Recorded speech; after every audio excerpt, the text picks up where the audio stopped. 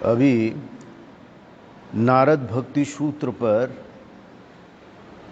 पिछली बार हम लोगों ने सूत्र नंबर 24 तक चर्चा किया था। सूत्र नंबर 21 में नारद जी भक्ति किस प्रकार हो और ऐसा कोई उदाहरण है हमारे सामने कि कैसा भक्ति हो, किस प्रकार की भक्ति हो। तो नारद जी एक उदाहरण देते हैं, ब्रजगोपियों का उदाहरण देते हैं। यथा ब्रजगोपिका नाम, तो ब्रजगोपियों का जो प्रेम है, भक्ति है भगवान कृष्ण के प्रति, उसका उदाहरण देते हैं कि भक्ति इस प्रकार होनी चाहिए। अब होता क्या, इसके बाद हम देखेंगे कि नारद जी 2 सूत्र में बता रहे हैं कि साधारण मनुष्य अर्थात संसार में जो लोग है, जागतिक जीवन में है, सांसारिक जीवन में है, वो भक्ति या प्रेम से तो परिचित है, पर वो एक्चुअल कैसा है ये पता नहीं है, क्योंकि उसमें स्वार्थ बुद्धि जुड़ा रहता है। तो नारद जी ये प्रेम किस प्रकार हो उसे समझाने के लिए वो जागतिक प्रेम को सामने लाते हैं और कहते हैं, आप जो समझते हो प्रेम इस प्रकार है, तो वो ऐसा नहीं है। क्योंकि मनुष्य जो है, जो चीज जो जानता है, जो समझता है, जो दिखता है, वो उसी पर विश्वास करता है, और वो जो समझता है वो अहंकार के कारण उनको लगता है यही सब कुछ है, इससे बाहर नहीं कुछ हो सकता है। तो कई बार ऐसे सुनने को मिलता है, ब्रजगोपियों का जो कृष्ण के प्रति प्रेम, वो प्रेम को लेके भी लोग तरह तरह की बातें करते हैं। ये अज्ञानता का कारण है, अहंग बुद्धि के कारण है, प्रेम का सही अर्थ नहीं जानने का कारण है, एक प्रकार की मूर्खता कह सकते हैं। तो नारद जी ये जानते थे, इसलिए जब कहा कि यथा ब्रजगोपिका नाम, अर्थात ब्रजगोपियों ने भगवान कृष्ण को जैसे प्रेम करते थे, असचुल भक्ति या प्रेम वो है। पर उसके बाद नारद जी दूसरे सूत्र में कह रहे हैं कि न तत्रापि माहात्म ज्ञान विस्मित अपवाद। तो लोग कह सकता है कि नारद जी को लगा होगा कि वो कृष्ण के प्रति एक शारीरिक आकर्षण के कारण वो प्रेम था। नारद जी कहते नहीं, भगवान कृष्ण भगवान स्वयं है, कृष्णस्तु भगवान स्वयं। ये बोध अर्थात महात्म बोध, कृष्ण भगवान स्वयं, ये बोध गोपियों के भीतर था। और उसका भी एक बता रहे हैं कि नारद जी, मैं एक उदाहरण लूंगा उसमें। तो ये जो भगवत बुद्धि से उन पर प्रेम नहीं था, ये जो आप समझ रहे हो, खुद ही प्रश्न उठा रहे हैं नारद जी, ऐसा नहीं है। आप सोच रहे हैं कि विस्मित हो गया है, गोपियों का जो प्रेम है देवबोध से प्रेरित था। तो नारद जी कहते वो देवबोध से प्रेरित होता तो कैसा होता। साधारण तो समाज में हम देखते हैं, कोई पुरुष कोई अपने पत्नी को छोड़ के दूसरे पर आसक्ति हो तो उसको स्वीकार नहीं करते हैं, वो अलग विषय है, पर समाज उसको नहीं मानता है और उसको गलत मानते हैं। तो नारद जी इसलिए कह रहे हैं कि भाई देखो, तुम जो सोच रहे हो कि ये ऐसा है, ये प्रेम ऐसा होता तो कैसा प्रेम होता। ये तुम लोग जो समझ रहे हो कि वो महात्म बुद्धि रहित प्रेम था, तो वो प्रेम क्या होता, तद्विहीनम, अर्थात महात्म बोध विहीन प्रेम को क्या कहता जाता है, जारानामी बोध। इस पर भी हम लोगों ने पहले भी चर्चा किया था। अर्थात जाराना में वो माने, इसको शुद्ध भाषा में कहे कि वेश्याओं का, अर्थात पत्नी का या पुरुष का अपने पत्नी या पति को छोड़कर दूसरे पर आकर्षण या प्रेम को गलत माना जाता है समाज की दृष्टि से। तो ये वेश्याओं का प्रेम ऐसा कहा जा रहा है। नारद जी कह रहे हैं ऐसा होता, महात्मबोध नहीं होता, और ऐसा नहीं है, नारद जी कह रहे हैं। तो भगवान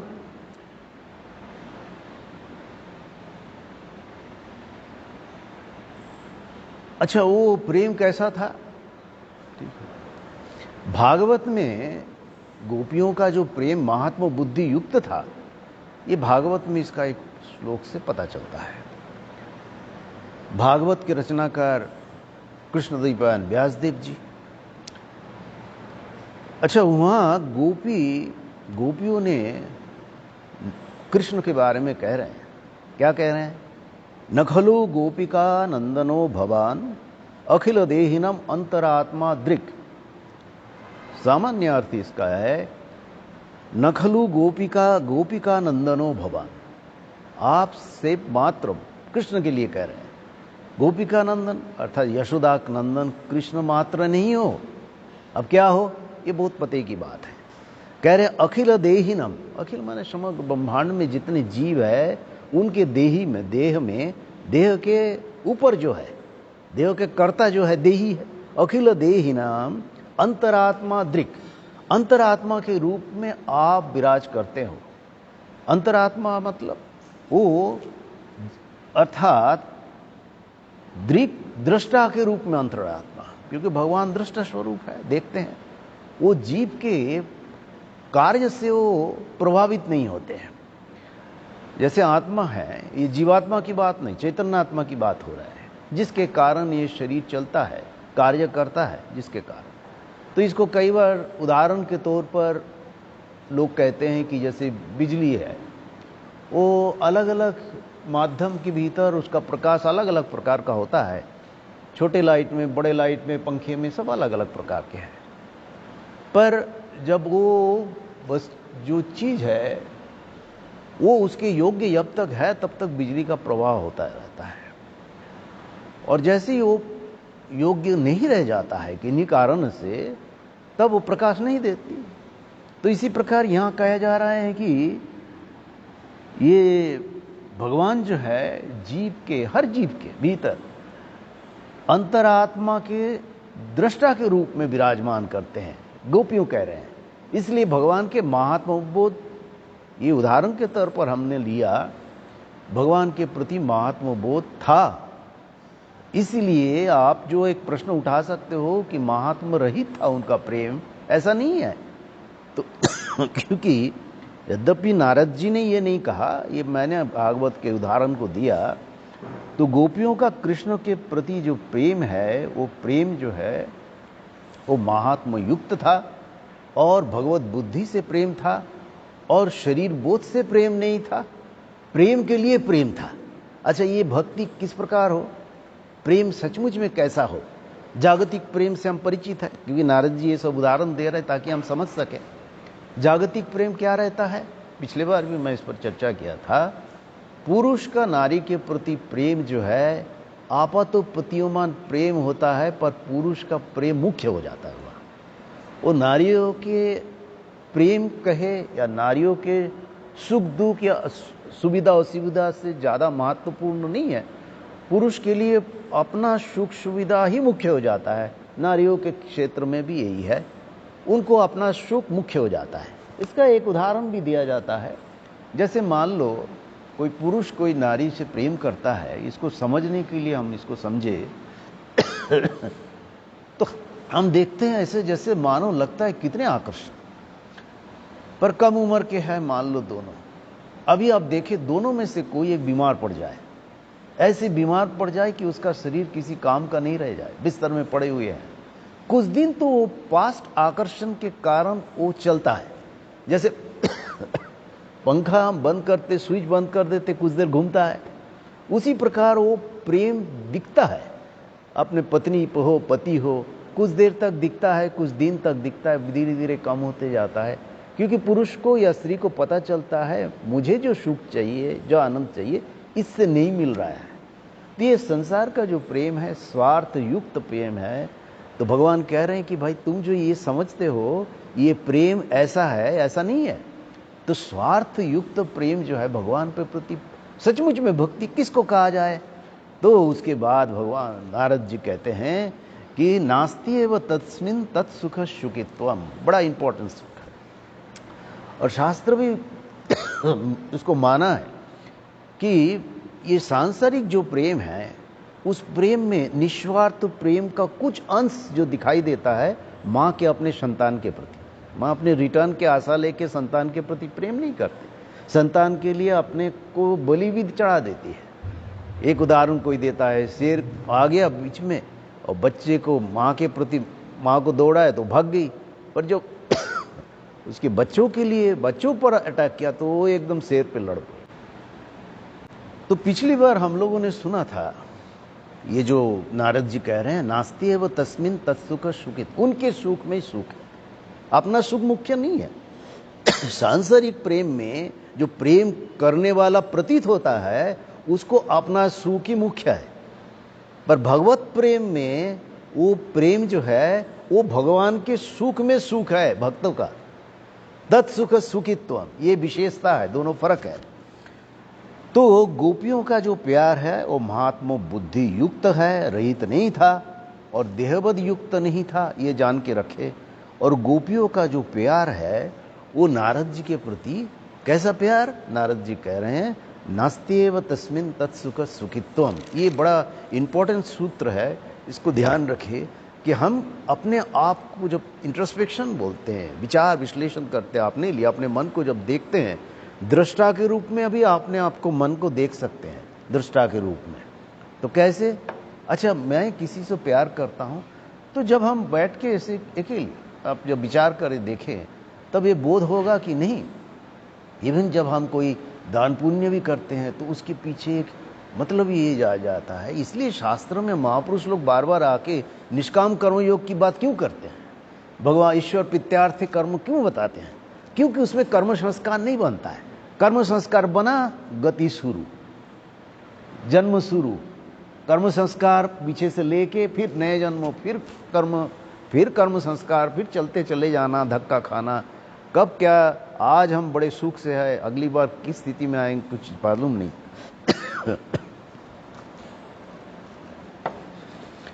तो इसीलिए आज थोड़ा एक बड़ा इंपॉर्टेंट विषय पर भी हम चर्चा करेंगे। इसके बाद वाला जो सूत्र है, हम लोगों ने 24 तक भले ही चर्चा किया था, पर आज थोड़ा पिछले 2-3 सूत्रों पर चर्चा करते हुए मैं अभी जो पराभक्ति और उसका महत्व, जो भक्ति की चर्चा हम कर रहे हैं, उस चर्चा में नारद जी कह रहे हैं 25 नंबर सूत्र में, सा तु अर्थात सा भक्ति सा तु कर्म ज्ञान योगेभ्योपि अधिकतरा। अर्थात ये जो भक्ति है, कर्म योग, ज्ञान योग और योग, जिसको ध्यान योग कह सकते हैं आप, तो कर्म भक्ति ज्ञान योग, 4 योग सामान्यतः। तो भक्ति की बात हो रहा है, नारद जी कह रहे हैं भक्ति श्रेष्ठ है। अब इसलिए नहीं नारद जी कह रहे हैं कि नारद जी भक्ति के ऊपर ग्रंथ रचना कर रहे हैं इसलिए नारद भक्ति सूत्र को श्रेष्ठ बता रहे हैं, ऐसा नहीं है। क्यों नहीं है उसका उस पर भी हम चर्चा करेंगे, आगे आएंगे। तो पराभक्ति की बात हो रहा है, वो पराभक्ति कैसा है, तत्सुख सुखित्व, इसको ध्यान रखें। और उसके बाद हम चर्चा करेंगे कि जो कर्म योग है, ज्ञान योग है और योग अर्थात राजयोग है, ये तीनों के तुलना में भक्ति मार्ग श्रेष्ठ है। ठाकुर जी ने भी कहा कलियुग में जीव अन्नगत प्राण है, अर्थात शरीर उस तरह के सामर्थ्यवान नहीं है। पहले कितने कठिन तपस्या करते थे, आज हम कर नहीं पाते हैं। अभी बाबा जी के कमर में गिर के थोड़ा लग गया तो हम हिल नहीं पा रहे, कहाँ, मैं अपनी बात कर रहा हूँ। तो बुखार आ जा रहे, हो जा रहे। वो जमाने में मुनि ऋषियों ने कितने कठिन तपस्या करते थे। मैं सुना भूतिशानंद जी महाराज प्रेसिडेंट हुए, तो अभी तो शरीर नहीं है, दशम प्रेसिडेंट से 11वां। तो जब वो तपस्या के समय तपस्या करते थे, इतने पंडित, इतने बड़े उच्च कोटि के आधार वाले, और उनका शास्त्र ज्ञान तो ये कहो कि जब मैं 93-4 उम्र, तब भी कहाँ से वो कोट कर रहे हैं। हम लोग उनको प्रणाम करने जाता था तो ट्रेनिंग सेंटर में, तो कहीं यहाँ ऐसा कहा, किसी ने किसी को पूछा अच्छा तुम बताओ ये वाला सूत्र या श्लोक, नहीं इसका ऐसा नहीं, तुमने गलत बताया, ये ऐसा है। तो जब तपस्या में कहीं गए तब वो भिक्षा में रोटी मांग के लाते थे, तो विचार करते थे भाई हम रोज रोज भिक्षा के लिए जाएंगे तो हम तो खाने के लिए आए नहीं, आश्रम में बेलूर मठ में तो खाने को मिल ही जाता था, तो हम तो यहाँ तपस्या करने आए, तो रोज रोज भिक्षा करके जाके समय नष्ट करने का क्या जरूरत है। एक साथ एकदम 7-8 रोटी ला के रख देते थे कपड़े में बांध के, और वो बस खाए। और रोटी तो भाई वो तो बांध के रखे जो भी है कड़ा हो जाता है एकदम। तो वो क्या करते थे, गंगा नहाने के लिए जैसे ही जाते थे, वो रोटी को जिस दिन खाना है उसको और चाने मिल जाता था, जो भी मिले रोटी को कपड़े में बांध के गंगा में पानी में उसे डुबो के रख देते थे, तो पानी में नरम हो जाता था, तो ऐसे खाते थे। तो इसका मतलब ये होगा कि पर्टिकुलर उस चीज़ में जो चीज़ हम पाना चाहते हैं उस चीज़ में समर्पण होना जरूरी है। तो ये जब ये भक्ति की बात कर रहे हैं कि भक्ति किस प्रकार हो, न तत्सुख सुखित्वम भगवान के, तो उद्देश्य लक्ष्य वही है एकमात्र भगवत प्राप्ति। कर्म मार्ग में हो, योग मार्ग में हो, ज्ञान मार्ग में हो और भक्ति मार्ग में हो, उद्देश्य लक्ष्य सही होना चाहिए। पर भक्ति मार्ग सहज किस लिए है, अभी इस पर थोड़ा सा हम चर्चा करें। कर्म मार्ग में बात करें हम, कर्म मार्ग में कठिनाई क्या है? कर्म मार्ग में हम जिस चीज का अभ्यस्त नहीं है, क्योंकि हम सालों साल कर्म किए, जन्म जन्मांतर कर्म किए, बिना मतलब का कर्म नहीं कर सकते। मतलब से कर्म किए हैं, कुछ हमें मिलेगा, क्या मिलेगा, जो मिले उसके लिए हम प्रेरित होते, उसमें मतलब से स्वार्थ से प्रेरित होकर कर्म करते हैं। ये स्वाभाविक प्रकृति है मनुष्य की, स्वार्थ से प्रेरित होते, बिना मतलब के कर्म हो ही नहीं सकता। तो ये क्योंकि अभ्यास नहीं है, क्योंकि जिस प्रकार अभ्यास हमने वो नहीं किया, इसके बाद हम एक चर्चा को बढ़ेंगे, देखेंगे कि कैसे इंद्रियों का दासता कैसे है। तो वहां कर्म मार्ग में हम कह दिए, शास्त्रकार ने कह दिया, महापुरुष लोग कहा निष्काम कर्म योग, और निष्काम कर्मों का कोई कॉन्सेप्ट नहीं है। कर्म होगा तो उसका रिजल्ट आएगा, तो पहले ही कैसे समर्पण कर दे, ये भी एक कंफ्यूजन हो जाता है। और उसके बाद अभ्यास नहीं है कर्म करने का, निष्काम कर्म, या भगवान के चरणों में समर्पण बुद्धि से करो। भगवान भी कह रहे हैं, पत्रम पुष्पम फलम तोयम यो में भक्त प्रयच्छति तदहम, भूल जा रहा हूं उसमें एक गीता में एक श्लोक था, उसका अर्थ यही है, अभी ध्यान नहीं आ रहा है, कि जो भी कुछ करो, यत करोषि यदस्नाशी यज्जुषि ददाशी यत तपस्यसि कौन्तेय तत्कुरुष्व मदर्पण। भगवान कह रहे हैं, पर कह तो दिया, पर हमें तो अभ्यास नहीं है, हमें तो कर्मों के मतलब से अभ्यास है। तो इसीलिए कर्म जो कितना कठिन है, पिछले बार इसके पहले भी मैंने कहा था कि भगवान बुद्धि से और पूजा के रूप में कर्म करो। पूजा के रूप में जब कर्म करते हैं तो प्रसाद के रूप में उसको ग्रहण करते हैं, तो शुद्ध हो जाता है, तो मतलब नहीं रहता। वो प्रसाद तो शुद्ध स्वरूप है, उसे हमें भी शुद्ध करता है। ऐसे बार बार करके अभ्यास करना पड़ता है, पर बहुत कठिन है, क्योंकि हमारी जो प्रकृति है उसके विरोधी है। वो प्रकृति है स्वार्थ की ओर जाना है, अभी वो स्वार्थ छोड़ के निस्वार्थ की ओर जाए, तो नए सिरे से हमें अपने भीतर वो डेवलप करना पड़ेगा। पर ये बहुत कठिन है, कर्म योग, कर्म कांड, कर्म योग, ये बड़ा कठिन है, और बुद्धि के साथ लड़ाई करना पड़ता है। बुद्धि बार बार, अरे क्या कर्म कर रहा है बेमतलब का, कहाँ आश्रम में जाके ये कर रहा है, वो कर रहा है, बेमतलब का वहाँ जाके सेवा कर रहा है, तो तुझे क्या मिलेगा, वो बार बार समझाएगा, क्योंकि वो उसी से मतलब से वो मतलब ही है, तो बार बार समझाता है। इसलिए बुद्धि के साथ, मन के साथ लड़ाई करना पड़ता है, और कैसे सौंपू ये भी क्लियर नहीं होता है। तो पूजा के रूप में कर्म, पर यह कर्म मार्ग बड़ा कठिन है, ये दीर्घ अभ्यास की जरूरत है। ज्ञान मार्ग में हम क्या करते हैं, ज्ञान योग के जो साधक है बड़ा कठिन है, कर्म मार्ग से भी कठिन है। कर्म तो तुम करना पड़ता है, ठाकुर कह रहे मोर घुमा देना, तो उसमें थोड़ा मोर घुमाना पड़ता है, कितना अभ्यास।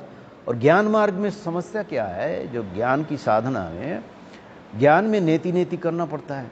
अरे आंख दिख रहा है, इंद्रिय सब दिख रहा है, ये सत्य है, हम कहेंगे आप अपनी बात भी छोड़े, जो भी चीज हमें दिख रहा है ये सत्य नहीं है, ये माया है, नेति करेंगे। नया न इति, इति माने जो अवश्य है, वो जो सत्य है, एकमात्र संसार में जो चीज है वो इति है, और इसका दो अर्थ हो सकता है, न इति ये वो नहीं है, अर्थात जो सच्चिद आनंद स्वरूप चैतन्य सत्ता है वो ये नहीं है, आप वो नहीं है। मान लो ये गिलास, ये हम सोच रहे हैं ये भाई दिख रहा है, ये हम इसको मिथ्या कैसे समझे, बोले तुम आपात प्रतीयमान सत्य है, इसका असली स्वरूप जो है वो तुम देख नहीं पा रहे, क्योंकि तुम इससे अभ्यस्त नहीं हो। जैसे कई बार शास्त्रकार लोग उदाहरण देते हैं कि जैसे प्याज, ऑनियन, उसको आप छिलते जाओ कुछ नहीं बचता है, तो नेति नेति साधना उस तरह क्या है? तो कैसे नेति नेति साधना जो ज्ञान योग के ये ज्ञान योग की साधना है, इसमें मुख्यतः पंचकोश भेदन, शरीर त्रय छेदन, दोनों एक ही चीज है। अच्छा, ये पंचकोश क्या क्या है? आप लोग पहले भी सुने हैं। एक तो है अन्नमय कोश, ये शरीर है, अन्न से पुष्ट होता है। अन्नाद भवन्ति भूतानि, तो अन्न से भूत पुष्ट होता है। तो यह शरीर जो है अन्नमय कोश इसको कहा जाता है। अन्नमय कोश, उसके बाद प्राणमय कोश, शरीर जिसके सहारे, जैसे अभी बिजली है, ये लाइट उसका पूरा फुलफिल करे बिजली, वो उसका प्रकाश के लिए, तब वो जलेगा। उसी प्रकार शरीर को चलाने के लिए प्राण जो है वो शरीर को चलाता है, उससे प्रेरणा से शरीर चलते हैं। उसके बाद मनोमय कोश, जिससे प्रेरणा से प्राण आदि आदि सब कार्य करता है, मनोमय। पंचकोश है, अन्नमय कोश, प्राणमय कोश, मनोमय कोश, विज्ञानमय कोश और आनंदमय कोश। यह आनंदमय कोश सच्चिद आनंद का आनंद नहीं है, यह अहंकार रूप आनंद की बात कर रहा है, जिसमें हमें बोध में बोध होता है बोलते हैं, और संस्कार बनता है, एक कॉन्सेप्ट बनता है। आप कुछ चीज करे वो कॉन्सेप्ट बनता है, तो उसको कहे किससे बनता है? शरीर मन बुद्धि मैं मेरापन से वो कॉन्सेप्ट बनता है। हम सोचते हैं कि कैसे बना है, एक एक्सपीरियंस होता है ना, तो वो कॉन्सेप्ट किस में बनता है? मैं हूं, इसीलिए वो कॉन्सेप्ट है। तो अहंकार के कारण वो आनंदमय कोश कहा जा रहा है। तो पंचकोश भेदन, ये आत्मा जो है, अपनी व्यक्ति का स्वरूप जो है, वो पंचकोशों में लिपटा हुआ है। जैसे मैंने कहा कि प्याज को छिलते जाओ तो पंचकोश एक एक कोश को काटना पड़ता है। तो पहला को क्या है? मैं बोले कमर दर्द से हिल नहीं पा रहा है, तो पर विचार करना पड़ेगा, भाई ये तू तो शरीर नहीं है। तो बाद ये मैं शरीर हूं, ये इतना हमने डेवलप कर लिए, आईने में खड़े होके बाल कटवा के अपने आप को ठीक ठाक पाउडर वाउडर लगा के ऐसे बना लिया अपने शरीर को पुष्ट करके, तो लगता है मैं शरीर हूं। ये एक्सपीरियंस हमने एक डेवलप कर लिए, तो उसका विरोधी करना पड़ेगा। तब वो कहेगा ज्ञान के रास्ता सहज नहीं है। इसीलिए बोल रहा हूं कि कितना कठिन है, मैं शरीर नहीं हूं, सोच ही नहीं सकते। अब सोच के देखे कि उसका कोई सोच नहीं पा रहे, मैं शरीर नहीं हूं, क्या सोच शरीर नहीं, शब्दों से थोड़ी होता है, अनुभव से होता है, पर ये साधना है ज्ञान की। उसके बाद प्राणमय कोश, प्राणमय कोश के जो इसको कहा जाता है, अन्नमय कोश का राजा शरीर है, क्योंकि शरीर से लिपटा हुआ है। प्राणमय कोश का राजा प्राण है, मनोमय कोश का राजा मन है, विज्ञानमय कोश का राजा बुद्धि है। बुद्धि दोनों हो सकता है, सद्बुद्धि असद्बुद्धि। आनंदमय कोश का अहंकार है, इसको जान के रखे, ये पंचकोश है। तो ज्ञान की साधना पंचकोश भेदन कैसे? इसका एक उदाहरण आगे भी हम देंगे, इस उदाहरण को अभी फिर एक बार दे रहा हूं। जैसे मान लो एक दरवाजा है, वो दरवाजा बंद है तो आप उधर नहीं देख पा रहे, दरवाजा को खोलना है, तो वो खोलने का अहंकार ये कहे कि भ्रम, वो दरवाजा को भ्रम के रूप में आप मान लो, स्वीकार कर लो, अज्ञान के रूप में हम स्वीकार कर लो। ज्ञान के तरवारी से वो, जैसे ठाकुर ने कहा कि बाय तो हम ब्रह्मास्मि, तोतापुरी ने कह दिया, सोचो तुम यहाँ मन लगाओ और तुम शरीर से ऊपर उठो, माँ को काट दो, तो बाद में ठाकुर जी ज्ञान के तरवारी से माँ को काट दिया। अर्थात कहने का आशय ये है, ज्ञान से जो एक एक्सपीरियंस था, वो सही है कि गलत है उसमें मत जाए, एक एक्सपीरियंस अहमबोध के साथ एक कॉन्सेप्ट था, उस कॉन्सेप्ट उनको बांध के रखा था, उस कॉन्सेप्ट को नष्ट कर दिया। ये अभ्यास, दीर्घ अभ्यास से होता है। तो ज्ञान के रास्ते में हम क्या करते हैं कि अन्नमय कोश का भेद करते हैं, प्राणमय कोश, मनोमय कोश और विज्ञानमय कोश, आनंदमय कोश को काटते हैं। तो पंचकोश भेदन हो गया। और शरीर त्रय छेदन, अभी शरीर तो पंचकोश भेदन में ज्ञान विचार करना पड़ता है, बार बार अभ्यास करना पड़ता है, बड़ा कठिन है। इसमें ज्ञान हो, योग हो, एवं भक्ति में भी ये अष्टांग योग, यम नियम आसन प्राणायाम प्रत्याहार ध्यान धारणा समाधि सब जुड़े हुए हैं। ये बिना किसी के साथ आगे नहीं बढ़ सकते। अब ज्ञान के रास्ते से जाओ, कर्म के रास्ते से जाओ, आपको योग के रास्ते से जाओ, भक्ति के रास्ते से जाओ, कम बेशी ज़्यादा रहेगा ये सब। पर यह भक्ति मार्ग श्रेष्ठ क्यों कहा जा रहा है, उस पर हम आगे आएंगे। तो ये जो आसक्ति है, तो इसको कहा जाता है, इसका एक उदाहरण भी देंगे हम। ये कहा गया कि ये साधन करना बड़ा कठिन है। आत्म तत्व ये माया से, पंचकोश से, इसके बाद हम कहेंगे कि पंचो शरीर त्रय छेदन, और शरीर त्रय क्या क्या है उस पर भी हम विचार करेंगे, आप लोग जानते भी है।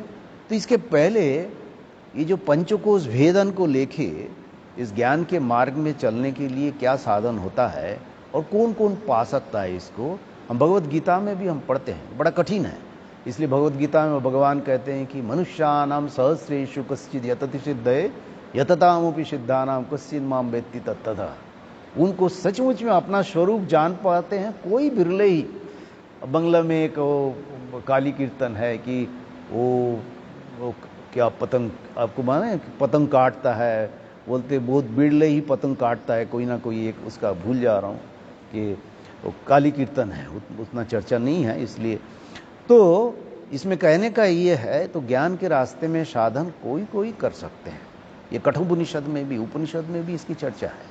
उपनिषद में कहा जा रहा है कैसा साधना, परंचिखानी व्रतिनत स्वयंभू तस्मात् पराम पश्यति नान्तरात्मन कश्चित् धीरः, ये भी इंपॉर्टेंट है, प्रत्यगात्मानम इक्षत आवृत्त चक्षुः अमृतत्वम इच्छन। माने ज्ञान साधना करना है। कश्चित् धीर, कोई कोई बिरले ही, कश्चित कह चित, कभी कभार कोई कोई।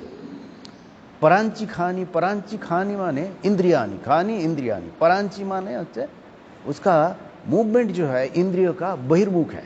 आप देखिए अंतर्मुख नहीं है। हमारी इंद्रियां जो है, हम सब समय बाहर की चीजों में ही लगे हुए रहते हैं। उस इंद्रियों को अंदर ले जाने का, और उस इंद्रियों को अंदर जाने में कौन बाधा सृष्टि करता है? इंद्रियां, अभ्यास। आंख से देखते रहते हैं, देख देख के इंद्रियों का प्रकृति जो है साधारणतः हम देखें बाहरी चीजों में ही लगे रहता है। कभी हम अंदर जाने का प्रयत्न, साधक क्या करता है? उस इंद्रियों कश्चित् धीरः प्रत्यगात्मानम। ये यहां एक बड़ा पेंच है, बड़ा इंपॉर्टेंट चीज है। ये परांची खानी बहिर्मुख इंद्रियों को ले जाके ये कह रहे हैं कि यहां व्यात्रिनत मार दिया गया, इंद्रियों का असल कार्य से उसे भ्रमित कर दिया गया है। इसने कौन किया है? स्वयंभू। अभी स्वयंभू माने जो खुद ही प्रकट होते हैं। कौन पता? परमेश्वर। इसमें देखो मनुष्यों की मानसिकता के साथ साधक जो है, हमारे महापुरुष लोग कहे, ऋषि मुनि कितना समझते थे। जो उसे कह दो कि तुम ही ने ये किया, तो बोले अरे क्या बोलता है, मैं ऐसा थोड़ी किया हूं। तो इसलिए नाम दे दिया कि भगवान ने किया। इसमें दे गए कि बहिर्मुख इंद्रियों को परमेश्वर ने विनाश कर दिया। विनाश किस सृष्टि से? इंद्रियों का जो प्रकृति जैसा होना चाहिए वो नहीं हो के उल्टा हो गया। अंदर की ओर जाना चाहिए था, स्थूल से सूक्ष्म की ओर जाना चाहिए था, सूक्ष्म से कारण की ओर जाना चाहिए था, वो नहीं करके हमारा इंद्रिय स्थूल में ही घूमते रह गया। असल इंद्रियों का इसलिए ध्यान करने के लिए बार बार ध्यान के अभ्यास, गुरु कहते हैं कि बार बार ध्यान के अभ्यास करो। और गुरु अपने इष्ट दे देते, हृदय गुफा में अपने इष्ट की चिंता करो, क्योंकि वो पता है कि ये स्थूल छोड़ के ये सोच ही नहीं सकते। तो कम से कम स्थूल एक दे दो ताकि बाहर 50 से एक में जाए। पर हमारा कई बार हो जाता है, सालों साल बीत जाता है, वो एक में ही अटके रहते हैं। पर एक्चुअली जो मैंने पहले भी कहा था, हमारा इष्ट जो भी हो, राम हो, कृष्ण हो, राम कृष्ण हो, ये एकमात्र वो रूप नहीं है, वो एक कॉन्सेप्ट है राम कृष्ण। अब वो जब हम उनकी जीवनी पढ़ेंगे, भगवान के भगवत तत्व से परिचित होंगे, तब वो हम जान पाएंगे। तो यहां जो कह रहे हैं कि बहिर्मुख इंद्रियों को परमेश्वर ने विनाश कर दिया, उसको कोई कोई बिरले ही अंतरात्मा दृक्, अर्थात अपने इंद्रियों को भीतर ले जाके प्रत्यगात्मा को, अर्थात अपने स्वरूप को जान पाता है। इसलिए ज्ञान के रास्ते इतना कठिन है। अर्थात अपने इंद्रियों को भीतर की ओर मोड़ना ज्ञान की साधना है, ये जान के रखें। अष्टांग योग आदि आदि सामान्य दृष्टि से ये बात है अपनी इंद्रियों को। अभी जो मैं कह रहा था शरीर त्रय छेदन, पंचकोश तो हम जान लिए, ये ज्ञान की एक प्रक्रिया है जिसमें तुमको फंसा के रखा है, उस पर चर्चा करो, नेति नेति करो। शरीर फंसा के रखा, नेति नेति, हम सोच रहे हैं मैं ही शरीर हूं, मैं सुंदर हूं, मैं उससे अच्छा हूं, ये सब वो सब ऐसे लपटे हुए हैं। शरीर, मन, इंद्रियों, प्राण और फिर अहंकार सब एकदम, इसलिए बोले आवृत्त, वो लिपटे हुए हैं। जैसे छोटे बच्चे जब वो भीतर में रहता है तो वो सब ये में लिपटे हुए रहते हैं, जो जानते विज्ञान के छात्र हैं। तो ऐसी सब इंद्रियों के द्वारा वो आवृत हुए रहते हैं। तो उससे जब बाहर आता है तब वो रोना शुरू करता है, ये कहाँ आ गए हम, अपने बस मजे में था, ये तो बस फंस गए इधर 50 में आ गए। तो साधक क्या करता है, ये शरीर त्रय छेदन, उसके बाद पंचकोश, ये पंचकोश भेदन और शरीर त्रय छेदन। 3 शरीर क्या क्या है? एक है स्थूल शरीर जो दिख रहा है, तो ये छेदन कैसे, उल्टा जाके। अभी सीधा हम एक्चुअल सीधा वही था भीतर जाना, हम उल्टा चले गए। तो स्थूल शरीर, स्थूल शरीर के बाद सूक्ष्म शरीर, सूक्ष्म शरीर क्या क्या है, और उसके बाद कारण शरीर। कारण से इस पर भी हम चर्चा करेंगे। अरे बाबा आधा घंटा तो हो गया। तो शरीर, स्थूल शरीर, अन्नमय कोश। सूक्ष्म शरीर क्या क्या है?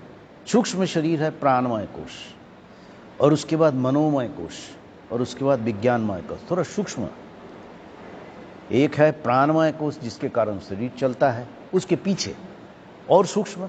जितना सूक्ष्मता की ओर जाएंगे उसके बाद और कुछ नहीं बचेगा। श्री रामकृष्ण देव बोले बस यहाँ मन एकाग्र करो, बस माँ काली को स्थूल को काट दिया, उसके बाद उनका मन हु करके ऊपर उठ गया, एकदम चैतन्य सत्ता में लीन हो गया, और वो शरीर वो चला गया।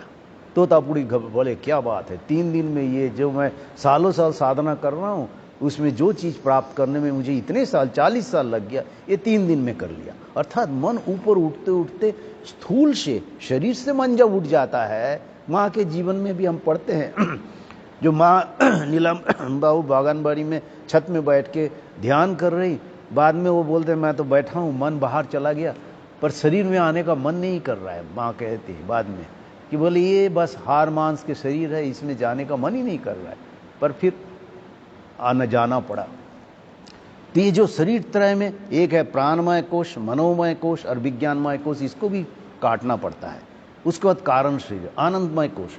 ये आनंदमय कोश चैतन्यात्मा नहीं, सच्चिदानंद स्वरूप नहीं, अहंकार रूप कोश। अहंकार रूप कोश क्या होता है? ये कारण शरीर बोलते हैं कि इस कारण शरीर, जिस कारण के कारण पुनर्जन्म होता है। अब जैसे मैंने इसके पहले भी कई बार कहा, शास्त्रकार लोग भी कहते हैं, तुमने 5 लाख जमा किया, उसमें 1 लाख खर्च करके एक गाड़ी खरीद लिया। अभी जस्ट उदाहरण दे रहा हूँ, कोई 2 व्हीलर खरीद लिया 1 लाख खर्च करके, बड़ा मजा आया, पर आपके पास तो 4 लाख पड़ा है। तो 1 लाख जो खर्च करके वो 2 व्हीलर खरीदा, वो 2 व्हीलर जब तक है आपके पास तो आप उसको भोग कर रहे हैं। तो ये प्रारब्ध कर्म, वही कारण शरीर के कारण। और कारण शरीर कैसे बनता है उस पर जाए तो बड़ा समय चला जाएगा, हम उस पर नहीं जा रहे। इसके बाद है योग की रास्ता, ये भी बड़ा इंपॉर्टेंस हो गया, कुंडलिनी जागरण। इसमें बड़े रुचि है लोगों का, और इसमें ठगे भी बहुत जाते हैं लोग, क्योंकि ये बस कोई कहते हैं 1 हफ्ते में कुंडलिनी जगा देंगे, अब इस पर बोलते बस छू के जगा देंगे, कोई नाड़ी थोड़ा सा हिला दिया बस लगता है विशेष कुछ हो गया। ये ठगी का था, ये इतना सहज नहीं है, बहुत कठिन साधना से कुंडलिनी जागता है। अच्छा, कुंडलिनी है क्या? रीढ़ की हड्डी जैसे बैक में है, आप लोग सब जानते हैं, उसके भीतर एक सुषुम्ना नाड़ी होता है।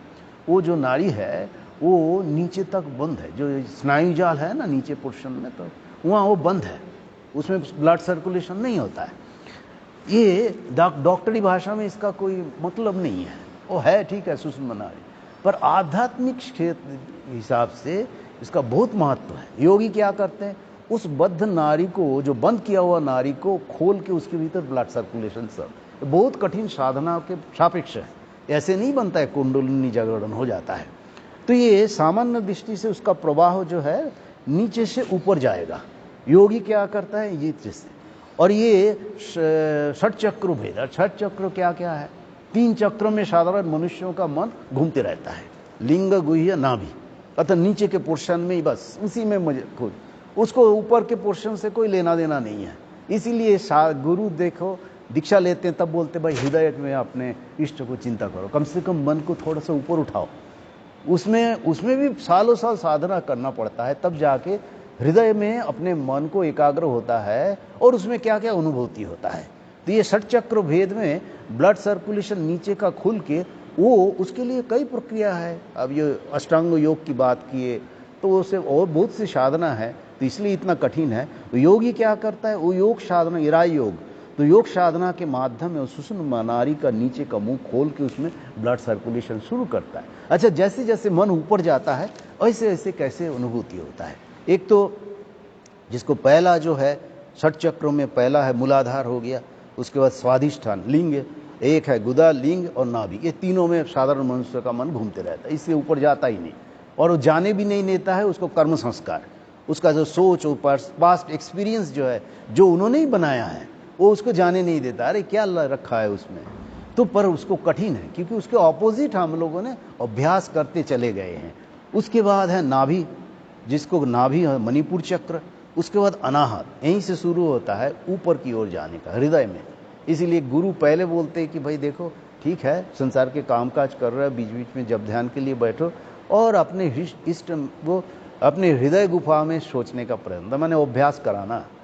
वो कभी भी है बोले ज्योतिर्मय रूप में चिंता करो, ऐसा नहीं कि स्थूल रूप में ठाकुर जी का एक चित्र बैठा दिया, ऐसा नहीं है। ज्योतिर्मय रूप, ज्योतिर्मय की, क्योंकि तुम्हारा असली स्वरूप है, तुम ज्योति स्वरूप हो। उसके बाद अच्छा, इसमें हम चर्चा करेंगे कि अनाहत हृदय में जब जाता है तो मन किस प्रकार अनुभूति होता है। उसके बाद है विशुद्ध चक्र, कंठ चक्र में, कंठ में। उसके बाद भ्रू मध्य में जाता है। उसके बाद जब यहाँ पहुंचता है तब वो समाधि। ये षष्ठ चक्र, 1 2 3 और नीचे का 3, 6 चक्र हो गया। तो सुषुम्ना नाड़ी में वो ब्लड सर्कुलेशन ऊपर उठता है, जैसे जैसे हृदय में पहुंचता है जब, तब होता है योगियों को तरह तरह के दर्शन होता है। सचमुच में ऐसा नहीं कि बोल दिया भाई हमारा तो मन हृदय में ही रहते लगे, कहने के लिए तो अलग बात है, कुछ भी कहो, पर जब सचमुच में जाता है तो उसका मन तरह भगवान की तरह तरह के सब वो दर्शन होता है उनको। ये आप लोग जब ठाकुर माँ स्वामी जी की जीवनी भी पढ़ो, डायरेक्ट डिसाइपल्स के, तब ये आपको मिलेगा। उसके बाद कंठ में जब जाता है तब क्या होता है, ये देखो एक्चुअली ये है, हम यहाँ से दिखा रहे हैं, एक्चुअली ये पीछे पोर्शन। तो कंठ में जब जाता है तब उसका क्या होता है, व्यवहार कैसे बदलता है।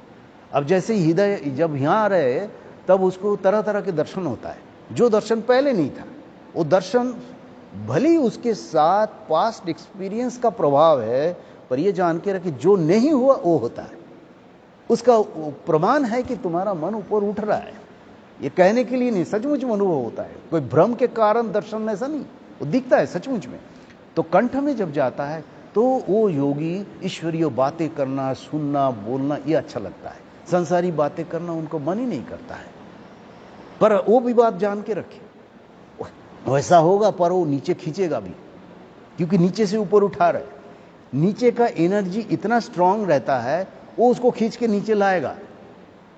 तो इसलिए सावधानी बहुत जरूरी है योगियों के लिए, कभी भी नष्ट हो सकता है उसका साधना, इसलिए होता भी है।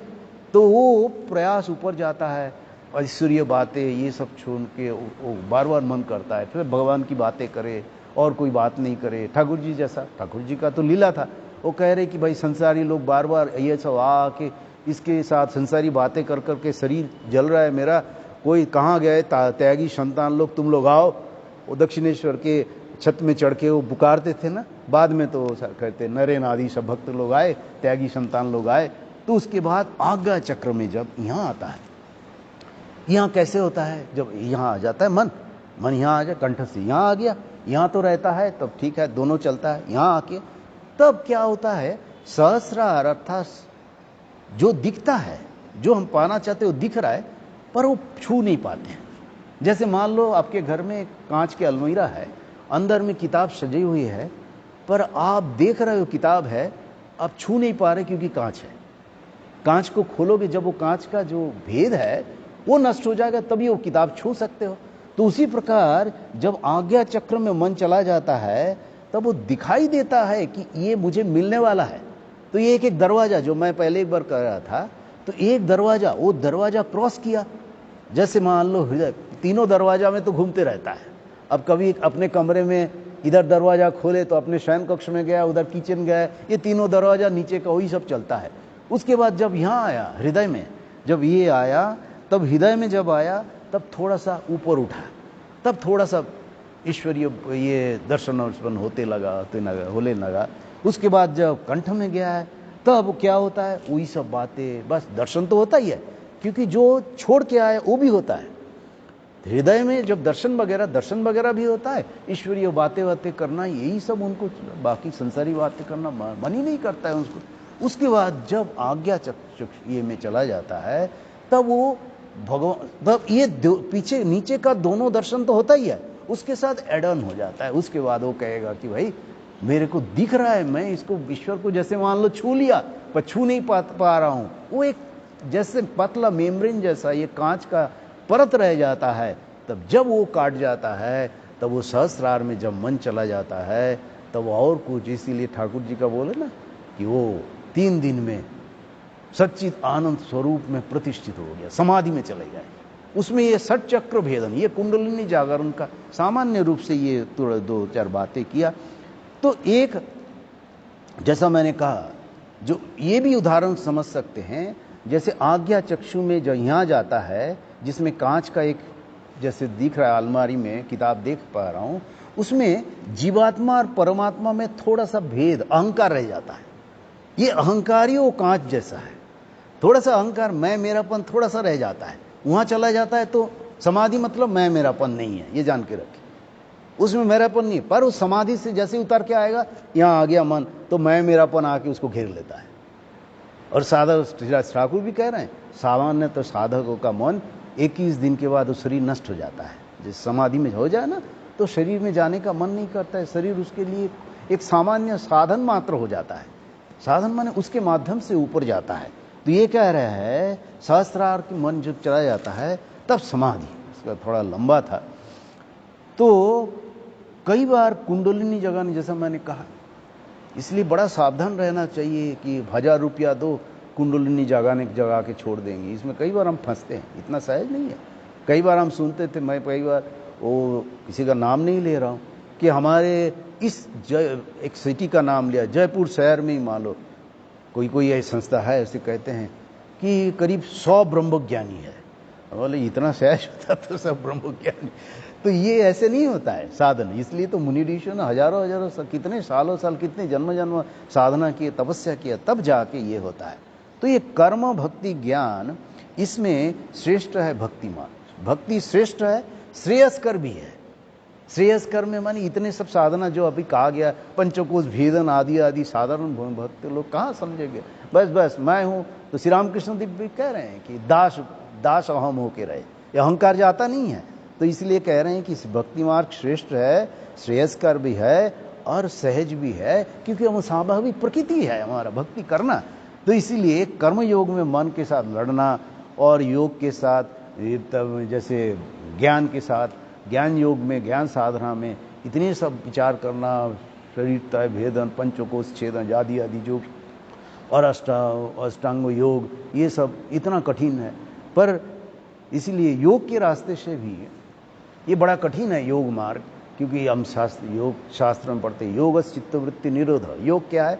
चित्त की वृत्तियों को निरोध करना, रोकना। इस पर भी पहले भी चर्चा किया है। तो ये जो कर्म भक्ति ज्ञान योग, नारद जी जो कहते हैं, सातु कर्म ज्ञान योगेभ्योपि अधिकतरा, अर्थात कर्म भक्ति कर्म ज्ञान योग से भी भक्ति श्रेष्ठ मार्ग। ठाकुर भी इसका बताएं, हम उसको मानते हैं कि कलयुग में नारदीय भक्ति, क्योंकि जीव अन्नगत प्राण है, इसलिए भक्ति मार्ग। तो कैसा? अहंकार को नष्ट करने के लिए दास अहम होके रखे, वो मैं उनका दास हूं। इसलिए ये तोतापुरी जी कहते हैं, गुरु के दरवाजा में कुत्ते की माफिक पड़े रहो। अर्थात मैं अपना अहंकार को पूरा समर्पित करते हुए, तत्सुख सुखित्वम, उनके सुख में, इष्ट के सुख में मुझे सुख। और इसमें एक चीज जान के रखे, ये बहुत पते की बात है, भक्ति का उद्देश्य सांसारिक, भगवान के पास सांसारिक सुख सुविधा पाना मात्र नहीं है। भक्ति का उद्देश्य तत्सुख सुखित्वम, अपने आत्मस्वरूप में प्रतिष्ठित होने के लिए एक साधना है। आज ही कोई आया करना है, सब अभी को, हम भी वही कहते हैं।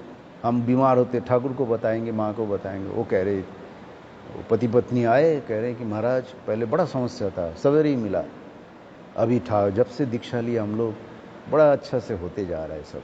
इसका प्रमाण और देखा हूं। तो ये बाय प्रोडक्ट है, होता है, उस पर ध्यान नहीं देना चाहिए, होगा ही, और उस पर निश्चय होकर बस जो उद्देश्य है जीवन का, उसमें लगे रहना चाहिए। तो और थोड़ा ये बड़ा इंपॉर्टेंट ये सूत्र था, सातु कर्म ज्ञान योगेभ्य अपि अधिकतरा, अर्थात भक्ति मार्ग श्रेष्ठ है, श्रेयस्कर भी है, सरल भी है। तो अगली बार हम आगे के चर्चा करूंगा। भक्ति पर जब चर्चा करो तो बड़ा इंपॉर्टेंट भी है और बड़ा मज़ा भी आता है, तो थोड़ा सा उस पर चिंतन करना जरूरी है। अगली बार हम इस पर आगे चर्चा करेंगे। आज इतना ही। ओम शांति शांति शांति। हरि ओम तत्सत्। श्री राम कृष्णार्पणमस्तु।